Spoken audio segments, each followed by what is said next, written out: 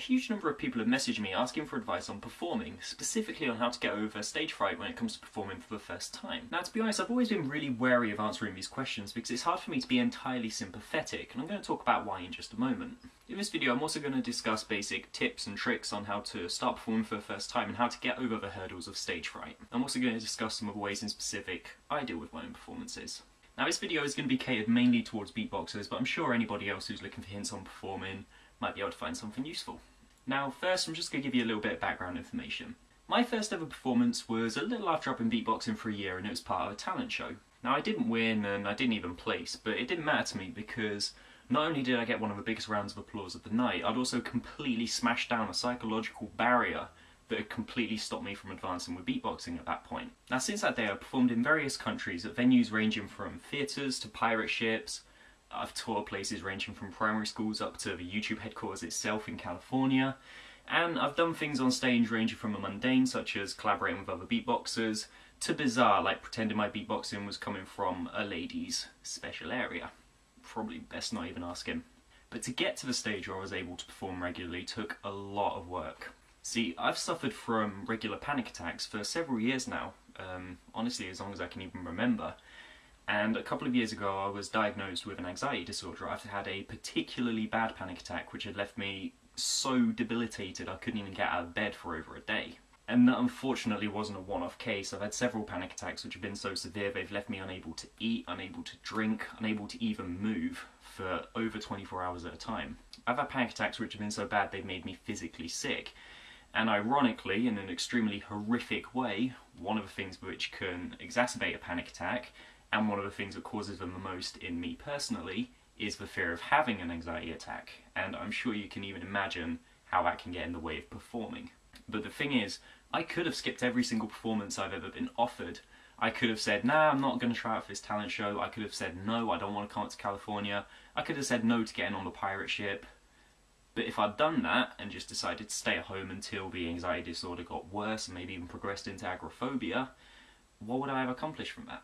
And it really is one of those things which just gets worse and worse and worse, and it gets harder and harder and harder to actually get the guts up to go up on stage. My first performance really was one of the most important events of my life, and I know that sounds really, really stupid given that it was just a small college talent show, but it's the truth. But in order to accommodate my own issues, I had to take a lot of precautions, which a lot of beatboxers might consider overkill. I am going to discuss them here, but I'm also going to give a lot of just general tips on how to perform. So, how should you prepare for your first performance? Firstly, you should take the time to actually think about some of the things that will happen on stage, and you should think about how being nervous is going to affect you. Now, some of the most common things that get in the way of a performance are a dry mouth, forgetting your routine, and visibly shaking on stage. Fortunately, these things are preventable. Now, let's start off with the dry mouth. I really, really cannot stress this enough. You should be drinking water before, during, and after a performance. No exceptions.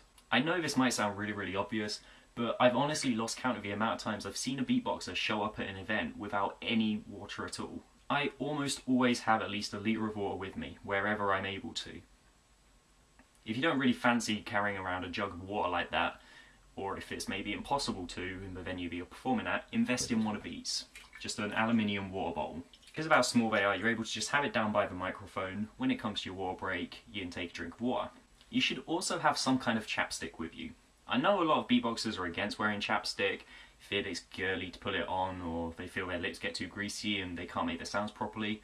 But honestly, it's better to have greasy lips than it is to have dry lips that you can't make any sound through. While we're on the subject of things going into you, think about what you eat before you perform as well. If you have stuff that's very, very greasy or fatty, for example milk or chocolate or fries, it can actually clog up in your throat and make you produce more mucus than normal, which makes it very, very hard to beatbox for the opposite reason having a dry mouth does. Personally, when I perform, I have salads. Now, shaking on stage is something I suffer from very, very extremely. And it's one of those things which is really, really hard to stop doing, because if you're concentrating on not shaking, you end up losing focus in the performance itself, which is bad, and it can then make you forget what you're supposed to be doing. Now, you are able to calm down the shaking by breathing deeply, but when you are performing, when you're in the middle of a routine, that can be a little bit hard to do. So something I do to mask the fact I'm shaking is alternate between gripping the microphone with both hands, holding the microphone cable in one hand, and just moving around on stage. Now, while moving around on stage actually probably makes it more obvious that I'm nervous to people who are watching, it's still better than standing in one place just shaking like a leaf. Now, forgetting your routine. This has happened to me exactly once before, and it's one of the most scary experiences on stage so far. Fortunately for me, being the paranoid anxiety disorder chap that I am, I had a backup plan. But firstly, you should memorise your routine. Now, I don't mean run through it a few times in a half hour leading up to your performing, I mean memorise your routine. When I had my first performance coming up, I spent a solid week doing nothing but beatboxing that. Any time I beatboxed, I was beatboxing the routine I had written out. And I mean, I had written it out. I had written down exactly what routines I was going to do, what order I was going to do it in. I'd taken in time to put in water breaks, and I'd even taken my time to make a few routines specifically for if I ran out of breath. This is probably where the overkill part comes into it. Point is, I knew my routine inside out and back to front, and it meant that when I was stood on stage in front of hundreds of people all staring at me in silence waiting for me to do something, with lights so bright it was as if it had harnessed the power of 1,000 suns glaring into my eyes, I didn't freeze up. I knew what I was doing. But even if I had forgotten, I had a backup plan. And that was the piece of card that I'd written my routine down on was in my back pocket. So if I had frozen up, not sure what I was going to do next, could have had a water break at the end of a short freestyle, pulled it out, read what was coming up next, carried on as if nothing had happened. And that's exactly what I did on the time when I did forget my routine on stage. And it worked really, really well. The audience was too busy cheering during the water breaks, because that's when they get the chance to clap and cheer. Nobody even noticed I was doing it. While we're on the subject of cheers, a lot of people have asked me what to work into their routines to make it more entertaining and more audience friendly. And to this I reply, covers. Song covers everywhere. Drop It Like It's Hot, for example, is such a phenomenally popular beatbox cover. Me and Lucky Monkey actually argue over who gets to use it before we go up on stage. I am not even joking. Take some time to nail some decent sounding covers and work them into your routine. The best part is about song covers is they don't even need to sound particularly accurate. For example, Drop It Like It's Hot, I think maybe 2 or 3 beatboxers I know actually do the clicks right, but people still freak out because they know what song it's supposed to be. And it's as simple as just going through whatever the top 40 is right now in your country, picking out a few songs, and learning how to beatbox them. Now you should, as I've already said, also work water breaks into your routine. Now I personally have it so when I perform, if I'm doing a solo set, I'll do my freestyle, I'll go into Drop It Like It's Hot, I'll take a water break. I do maybe the drop a beat echo, the water drop beat, a song cover, take a water break. Then I do the last part of my set. And the paranoid, I don't want to have a panic attack on stage part of me, also has a routine called Breathless, which I use specifically for if I run out of breath. And it literally just goes and it literally mimics breathing out and breathing in. Now, while we're on the subject of covers, I somewhat controversially tell people that for the first time you're performing, it's okay to cover other beatboxers. It's okay to bite the first time you perform. And I really mean that. If you are genuinely terrified, there is nothing better than having a safety blanket of using a routine that impressed you when you started beatboxing. And I will firmly defend that. When I first performed, I used Faith SFX's Stand By Me exactly as he does it. I also used Hobbit's rendition of Put Your Hands Up for Detroit. Just knowing that I had that there was enough to really ease my mind when it came to worrying if a crowd was going to cheer. Because I knew they would. I knew what I was doing was impressive because it had impressed me. But if you are performing regularly, don't. The problem is with a safety blanket is the more you use it, the harder it is to get rid of it. And I know beatboxers who easily have the skills to be amazing beatboxers, but do nothing but bite other people. Finally, a lot of people ask me where to perform. Now, like I say, I started with a talent show, and to be honest, I really encourage that. The thing is with a talent show is, it's a competitive but friendly environment. I met a lot of really cool people, I made a lot of friends, and I made a lot of friends with musicians, more importantly. The other cool thing about talent shows is they often offer trophies or medals, even if you don't place. Despite being cheap and made of plastic, this remains one of my most prized possessions, even following me across the pond.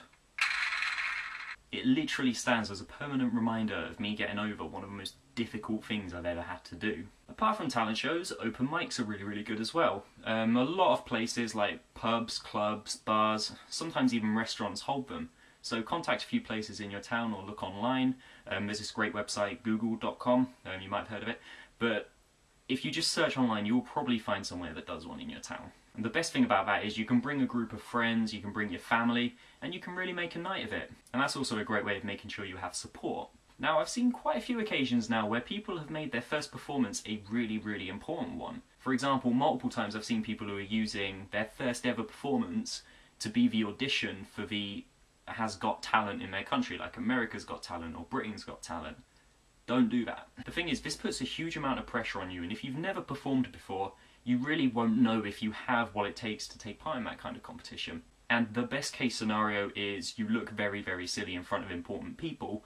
The worst case scenario is you end up on TV and look very, very bad in front of an entire country. Anyway, this video is probably something like 10 to 15 minutes long now, so I think I'm going to wrap it up. If you have any additional suggestions, other than what I've said, on how to perform or how to get into performing, or even just general performance tips, post them down in the comments. I'd also really, really like to hear your stories of your first performance, be it beatboxing or otherwise, so post those down below as well. I'll be sure to read it. Performing really can be one of the hardest things to get into when you first start doing something, because you're constantly asking yourself if you're good enough. But honestly, once you just get that first performance out of the way, it becomes a lot easier. So, I hope this video has helped. Peace out. To those hundreds of people out there probably wondering what my shirt says, it was a gift from my friend Darius over in the UK. Peace.